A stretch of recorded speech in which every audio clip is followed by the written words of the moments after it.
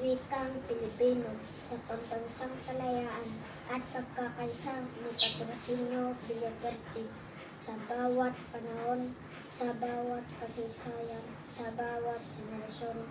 May palawakan ng isip, may palitan ng paniniwala, may tagisan ng matuwid. Maging ito'y nagbunga ng tuwa, ng lungkot, ng galit. Sila-sila'y nagtatagpo, kayo-kayo'y nagpapangkat.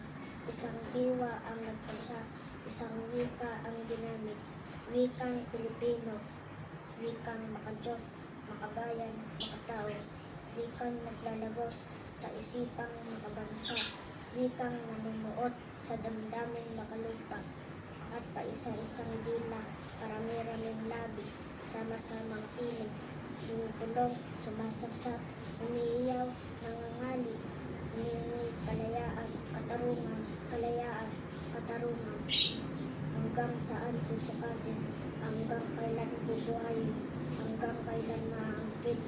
Layang mangusap, layang sumulat, layang mamuhay, layang manalig, layang malakak, layang mangarap, layang magmagsik, magdimagsik, magimagsik, magimagsik. Parang isang pangarap, parang isang panaginip. Kasaysayan pala'y nababago isang saglit.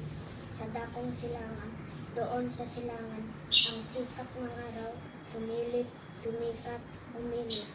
Bata't matanda, profesional at di profesional, manggagawa, kawani, guro, mga lakal, mangista, mangbubukid, tari, madre, eskola, sulalo, bebis, driver, estudyante, standby, lahat-lahat na sasama-samang tinig, sasama-samang lakas, nagkakaisa, nagkasama.